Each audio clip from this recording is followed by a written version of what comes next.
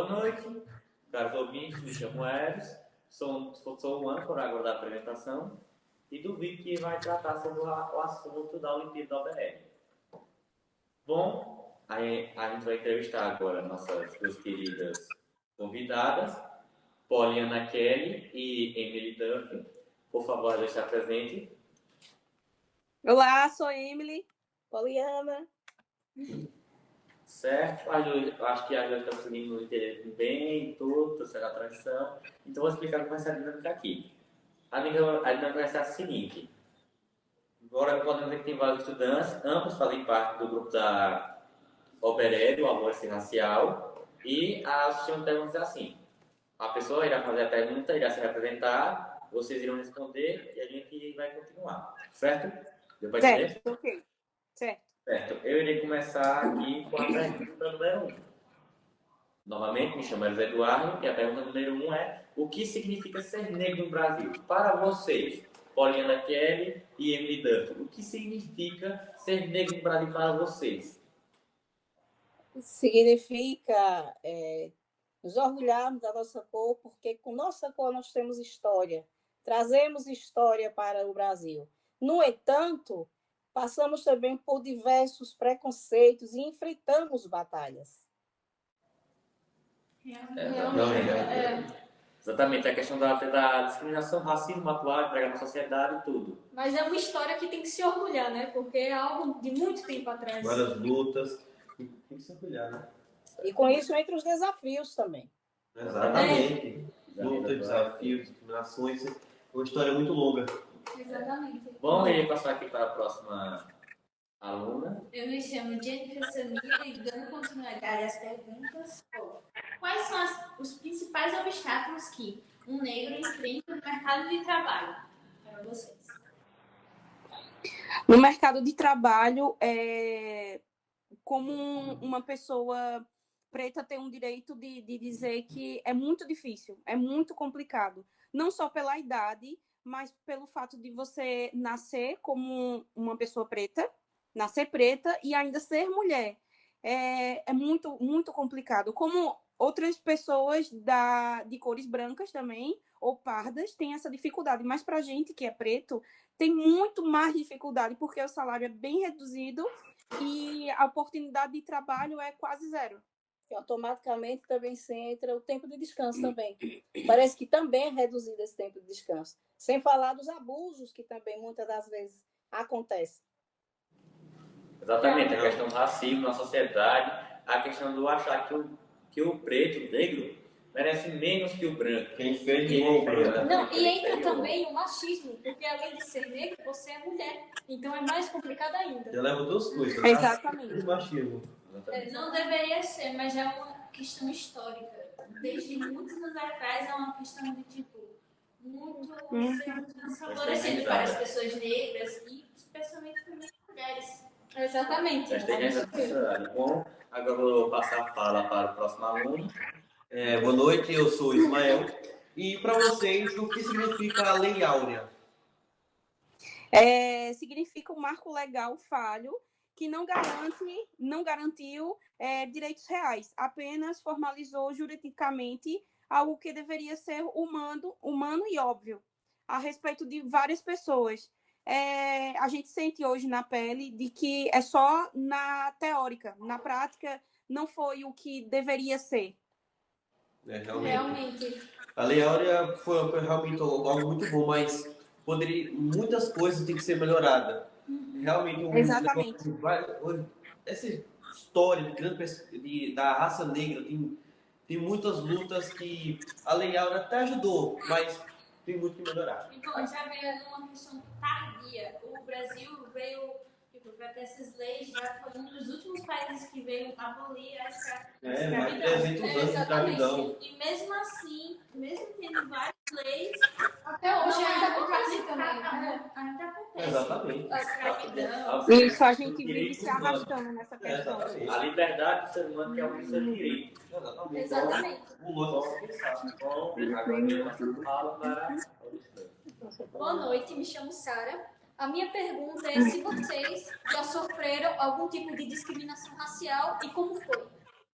Sim, eu já sofri. Eu era casada com um homem branco, de olhos azuis, e tive uma filha branca, de olhos claros também. E neste local que eu estava, era em um shopping, e passeando, quando uma senhora se aproximou e, brincando com a minha filha, ela, no meio dessa brincadeira, ela disse: Que linda, tão branquinha, deve parecer com a mãe. E aí eu me dirigi a ela e disse: Não, eu sou a mãe. E aí ela disse: ficou assim sem graça, sabe? Desculpa. Eu disse: Não, pois eu sou a mãe.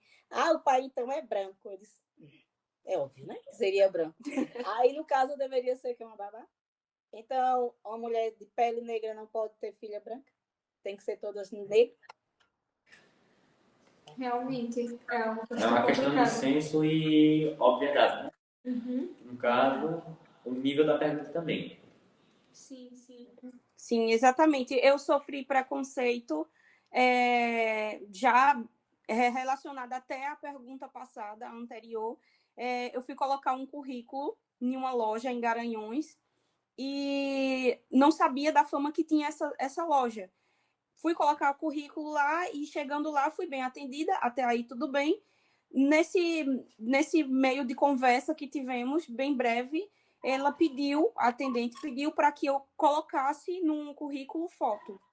E já daí eu já estranhei, mas mesmo assim eu fiz o que ela pediu. Coloquei a minha foto e não fui chamada, obviamente. Momentos depois, dias depois, uma amiga minha me alertou porque ela fez a mesma coisa, botou o currículo dela lá, colocou foto e ela também já sabia da fama que esse local tinha e eu não sabia. E ela me falou, ela me alertou, ela disse que essa tal loja já tinha essa fama de sempre que você colocasse o currículo lá, você tinha que deixar a foto pelo fato de saber se você era branca, se você tinha cabelo liso e se você era magra, com aspecto de pessoas, sabe? Como padrão, tinha né? que ser o padrão, né? E eu fugia desse padrão, e fujo, até agora eu fujo muito desse padrão. Realmente é uma situação muito difícil. Agora, Diga para a próxima estudante. Boa noite, meu nome é Daphne e a minha pergunta é a seguinte: como você lida com o racismo cotidiano? Boa noite. Daphne, não é isso? Eu lido de uma forma natural, porque isso não vai mudar. Isso não terá mudança. Então, tenho que agir com naturalidade e não permitindo que eu seja menosprezada simplesmente pela minha cor. Eu tenho história. Então, essa história tem que ser respeitada. Exatamente, já está enraizado, mesmo sendo algo que não deveria estar, mas já está enraizado na nossa cultura atual. Está sempre está presente no nosso dia a dia. E mesmo, não devemos normalizá-lo, mas também não devemos deixar de enfrentar isso. Exatamente. Isso, temos que ser respeitados, independente de cor, de onde viemos e o que fazemos. A gente tem que ser respeitado em qualquer lugar que chegamos. Exatamente. Pois todos são seres humanos, igualmente. Tanto que no cotidiano, mesmo sem perceber, tem muitas pessoas que são racistas de fato e elas nem percebem. Mas é sempre bom alertá-las a elas que isso é muito errado. através de brincadeirinhas, piadas que são inofensivas, Mas que ofende. De exatamente. alguma forma, ofende. Por isso que a pessoa, por ser negra, né, deveria se orgulhar, porque é uma história, é algo muito difícil, porque é uma luta diária. É uma Isso. luta. Isso vai ser meio que tipo. Como é que fala? Eu tenho uma história. Diferente de você, tipo, eu tenho. A história do sofrimento. Isso, sofrimento. É um histórico, né? A história É um enraizada, não sei tudo. Isso realmente. Uma das últimas perguntas é: qual foi o maior desafio que vocês enfrentaram apenas pelo fato de ser negra? Qual foi o desafio maior de todos, por exemplo? Mais difícil. O que marcou bastante vocês. A história. O meu foi ainda quando eu estava no ventre da minha mãe. Aconteceu um episódio que, obviamente, depois minha mãe me contou e minha família também sabe disso. Minha avó paterna não me aceitou, não aceitou que eu era, porque o meu pai, ele é um pai alto, branco, cabelo liso, totalmente diferente do que eu sou. mas minha avó, ela não me aceitou. Ela não aceitou que eu era uma neta dela preta, porque não tinha e não tem, só eu, preta na família. Então, não foi uma coisa legal. E até hoje eu perdoei, mas eu me sinto com aquela, sabe, aquela angústia, aquela coisa ruim. Então, desde novinha, pelo esse episódio, criou uma cicatriz muito grande em mim, que eu levo até hoje. E eu tenho 27 anos e vou levar por muito, muito tempo. A dor de ser excluída apenas por algo que a gente não pode escolher. Exatamente. Da minha própria família. Exatamente. E foi antes de nascer. Exatamente. Até antes do próprio nascimento, até. É algo que tipo, já esperava que uma netinha branca, do cabelo liso, essas coisas, mas quando veio a necessidade cor um pouco escura, ela acabou por rejeitá-la, que é algo desumano. Exatamente. É como se ela amasse apenas a cor de pele, não o fato de você ser a neta dela, que é o importante. Também. Olha aí. Bom, agora é a vez da Poliana falar.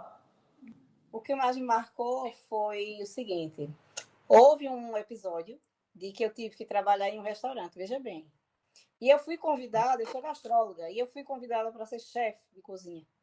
E chegando nesse restaurante, eu via a turma que eu fui convidada para formar a equipe para o salão. E aí eu fui para a cozinha. Chegando lá, eu senti que eles me rejeitaram, entendeu? Porque eu esperava uma branca, entendeu? Uma branca que tinha que estar na cozinha como chefe, não uma negra. Eu senti isso. Que, inclusive, quando eu mencionava tem que fazer assim, tem que ser assim, porque eu estava elaborando os pratos, eu escutava algumas, inclusive chegaram a mim e indagavam. Não, tem que ser assim. Eu disse, não, mas eu estou elaborando. Não, mas o outro chefe fazia assim. Quando eu fui ver, o outro chefe era um branco. Então, por que o outro chefe disse que seria assim e foi tomado em consideração? E quando eu digo que tem que ser, não é tomado em consideração. Eu senti isso como um racismo. E na cozinha só tinha branco. Eu era a única negra. Um lugar que se sentiu excluída. Sentiu Deslocada. É diferente, né, dos outros. Bom, queria dirigir a palavra ao último estudante aqui. Bom, retomando essa outra pergunta, também um comentário que eu queria fazer, que todo dia, todo instante é um desafio para as pessoas negras e também mulheres nesse Brasil. Em todo mundo. Bom, continuando. Qual conselhos vocês dariam para os negros que perdem sua autoestima e esperança por conta dessas dificuldades passadas? Eu diria, não permita. Mas se permita ser quem você de fato é. Ainda que não venhamos a mudar essa história, mas nós trazemos história. E quando você traz história, isso tem que ser respeitado. Isso só vai passar a ser respeitado se eu me opor contra isso. E cabeça erguida. Isso não vai mudar, mas cabeça erguida. E aí, outra que eu digo é o seguinte, se te incomoda, você simplesmente sai e tchau. Entendeu? Se está te incomodando. Isso é verdade. Não se permitir levar pelos que os outros dizem. Não aceitar, né? Praticamente isso. Exatamente. Sim, eu acho que a mudança não é de um dia para o outro. Pode sim haver mudança, eu acredito que pode sim haver mudança, mas no dia que vivemos hoje, nos tempos de hoje, as coisas estão bem mais difíceis. Então, para haver uma mudança, é difícil, é muito difícil, como nesse tempo inteiro não houve, desde do tempo da Lei Áurea, não teve uma mudança extraordinária. Então, eu acho que até o que minha mãe quis dizer é que a gente tem que se impor, sim, porque a mudança ela não vai aparecer de um dia para o outro, mas a gente tem que se impor. Eu posso aqui ressaltar o seguinte também. Passei por outros países e nesses outros países de primeiro mundo, eu não vi isso. Eu não senti esse preconceito. Eu estava no mesmo lugar que um branco, eu estava no mesmo ambiente que um branco, até comprando o mesmo que um branco, mas tendo essa igualdade. Tendo respeito. Tendo este respeito. Eu só vi isso aqui no Brasil. Fora eu não vi. Isso é algo estranho de se imaginar, porque os países de fora, como por exemplo os europeus, né, você imagina, vai ter um racismo maior por ser negro, por causa da história, porque normalmente lá se vê gente branca. Já que a pessoa não imagina tanto, porque a maioria é o quê? Pessoas mais negras, que já tem essa história de mais de 300 anos de escravidão. Então, normalmente não é de se esperar isso, que o seu país de origem, com uma grande história de negros, de racismo, não tenha tanto racismo, mas os países de fora que foram, que causaram isso, não tenha tanto racismo quanto o daqui. E a gente vê até no Brasil hoje em dia pessoas pretas que cometem racismo até com elas mesmas, que não aceitam serem pretas. É uma situação Exatamente. complicada. Que tem vergonha de serem negras ou pretas e preferem se disfarçar tem isso e optam por se considerarem pardos. Em vez de negros, por Exatamente. terem vergonha na sua cor de pele. Exatamente. Ela pode Tivemos experiências maravilhosas em outros países e aqui não. É o que é interessante, é isso. E se você parar para observar, já está tão infiltrado na nossa memória de é aceitar porque eu sou negra e como um preconceito. Por que é que quando a gente chama o branco de branquelo não é preconceito? É um preconceito também. Mas por que não leva dessa forma?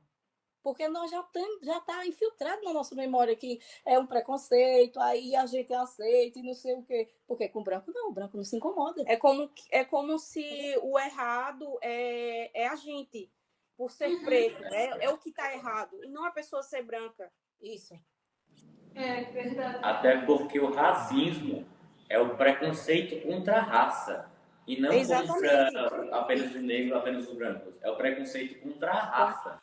Isso. Exatamente. Se você for amarelo, se você for Indígena. indígena, Exatamente. afro-brasileiro, é racismo. Se você for contra a raça dela, Etnia, né? Tudo. é porque querem separar, tipo, racismo só com pessoas negras. Não, mas pode ser com asiáticos, com Africanos, com tudo. Exatamente. justamente. É que nem aquilo que as pessoas que são da África, eles têm um estereótipo de quem é da África é só negro, só tem negro, só tem negro. É claro que realmente é a questão da raça e tudo, né?